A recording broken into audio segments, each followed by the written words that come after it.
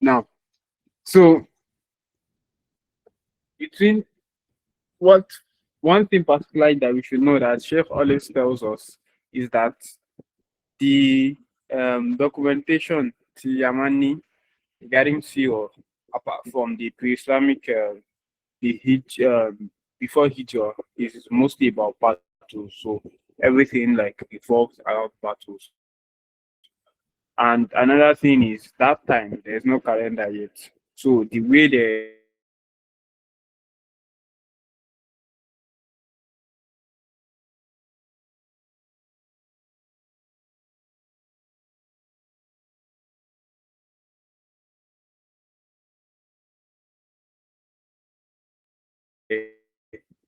know their dates basically out and things like that. So that's why information here would say that it revolves around the battles. So after Uhud, so so as I explained that the Banu Asad were trying to attack the Muslims, and the Prophet sent Abu Salama ibn Abd al-Assad and to um what is this thing?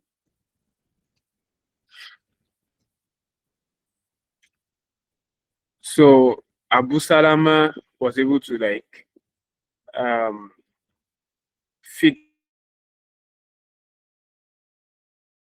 the issue. So we all know the story of Abu Salama and Salama, and the Prophet later married um Salama, that the Ummah has ever had. So, and the second thing that also happened is the assassination of Khalid bin Sufyan al-Hudali by Abdullah bin Unais. So it was a Najd tribe. So, and if I'm not mistaken, it should be from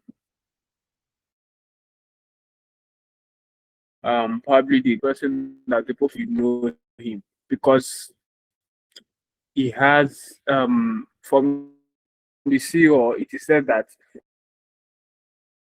when Abdullah ibn Unais saw him, it was like the prophet told him, "You will know him where you see him." See, like I've not seen someone more in what are they doing? More not Buddha, more what English can we use? I've not seen anyone more devilish, like by their face, than this Khalid ibn Sufyan. So like you would see from his face that this person is not someone you can relate with. So a deception basically he tried to, stay with him,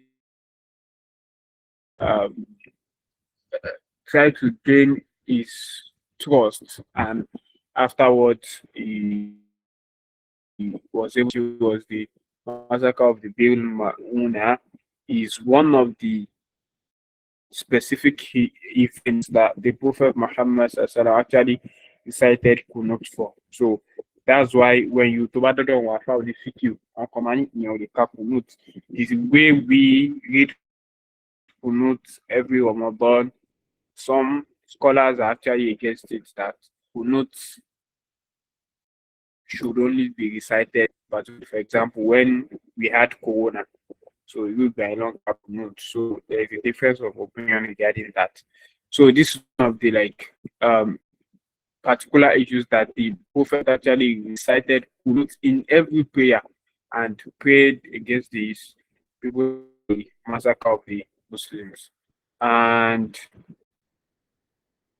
so we explained that Boomer came and recruited for teachers basically, and I'm going to fail.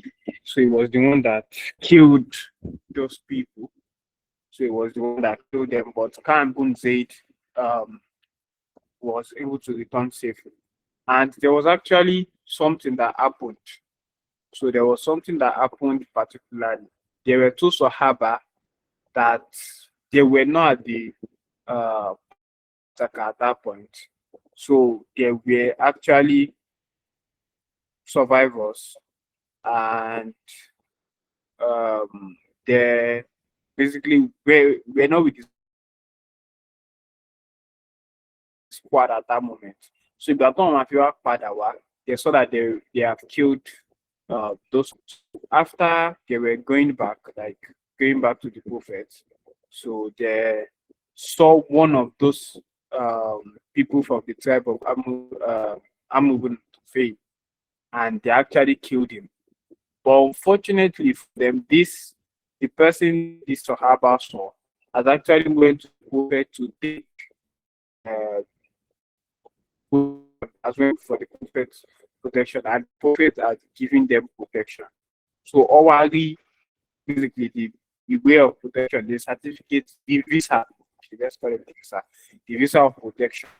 And clearly when they go back to the prophet, explaining the whole incident to them, to him, and the prophet said they should not have killed this person, and they actually paid diya for that person who was not even a Muslim. So that was that of learning for us as well.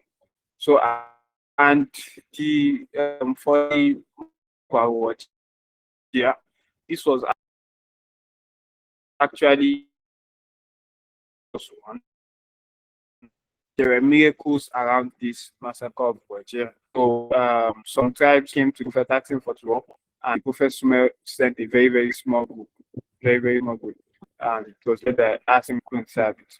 So, but this was actually a tribe by Al-Hudhal, which were the ones that actually, because the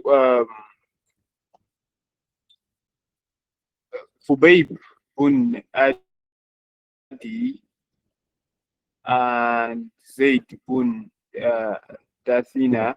So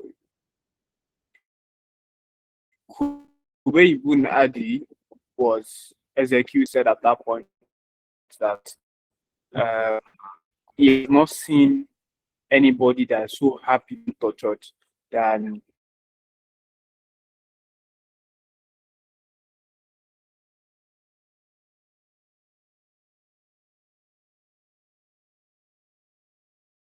he has not seen the sweetness of death, execution, uh, killing um, one of the spouses of the people in. So, Otipa,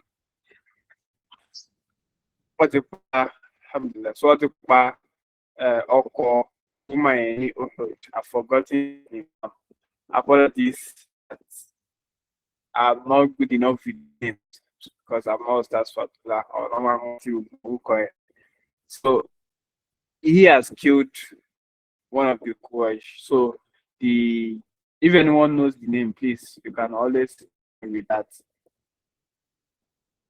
So he killed one of the husbands of the women of the Quraysh. So she was the one that particularly bought him from the Uzad because she wanted to take revenge. And there was something actually that happened at that point when he was being tortured. One of the wives, sorry, one of the children of the people of Makkah, followed CBT wanting to. So the mother of the child saw, she shouted that Khubayb is going to kill his son. And Khubayb was like, how dare you think I something um I could do something so callous. how dare you think of me like you, that I could be so callous and kill an innocent child because I want to take revenge? That is not something that we do as Muslims, basically. And another thing is one of the Sahaba in this um, was that when they wanted to capture them, they were only 10, but they were attacked. So they were basically shooting arrows, arrows, and arrows, and arrows. And if I'm not mistaken, the lady, which is Asma Sabit, uh, there was a woman that was requesting for his head, basically. Uh, Lara, one of women, they were requesting for his head. And at that point, he was, struggling, struggling, and they were about to capture him. And basically, I hope Osaka would explain better. But there was a miracle around his death, to the extent that to this dead body was not found. In the sense that he prayed to Allah, because um, he knew that it was like they have already like wounded him, and he knew he was going to die already. So he prayed to Allah that he does not want his own um what's it called, corpse, Odowo won Koishi, because of how they are going to treat him. They are not going to treat him in a dignified manner. So he prayed to Allah that against that he wants his corpse to be, dignified. Then a wave of water came, which was swept his what's it called, his corpse, and his corpse isn't found, has not been found. Ah, in Boli, one, it's a walk where they need.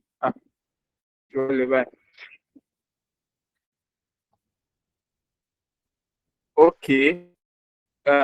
Sister Alima is asking a question. Yes, yes, there is. Particularly the one that I know. I don't know of Abu Bakr. I don't know of Umar, but I know of the family of Uthman of the Allah, and I know the family of the Prophet. So 100% sure of that. So the family of Uthman, in fact, they still have properties around. So that one still very, very much existing. But the families of Abu Bakr and Umar, I don't know, but they most likely they will be existent because they are actually big too.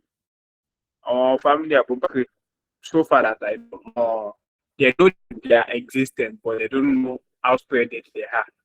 Like they don't know that they are traceable if they want to trace it. But others, I don't know about that. So I hope Sheikh would be joining us very soon so that they can do a more.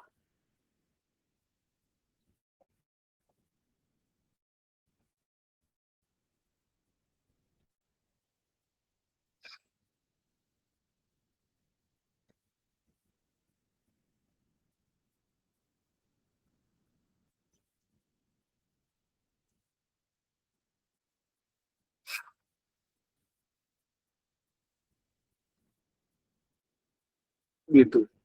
She's network meant about. That's all.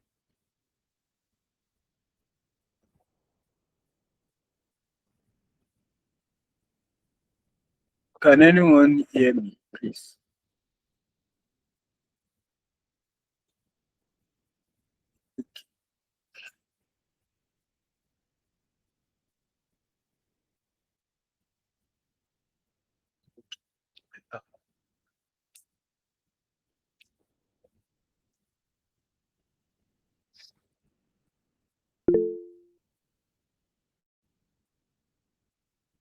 Okay, one other thing as well is Khubay ibn Adi was the one that started this two waka before his. So when he wanted to be executed, he requested that they give him opportunity for him to perform like two waka of Salah before being executed. And this has been the custom, even when executing scholars, because scholars are always executed when executing people like that. Even Saddam Hussein when he was executed, he prayed the two rakah. Imam Mukhtar, when he was executed, he prayed the two rakah.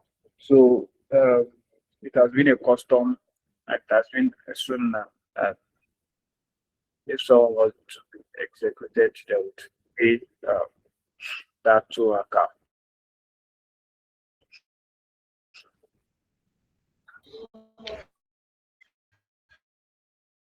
Alaikum salam wa rahmatullahi wa barakatuh.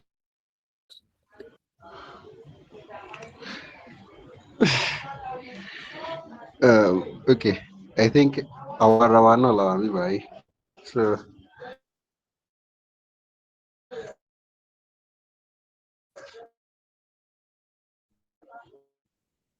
may Allah subhanahu wa ta'ala reward who's coming to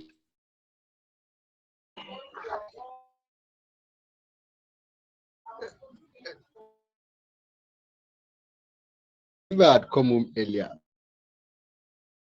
I have I was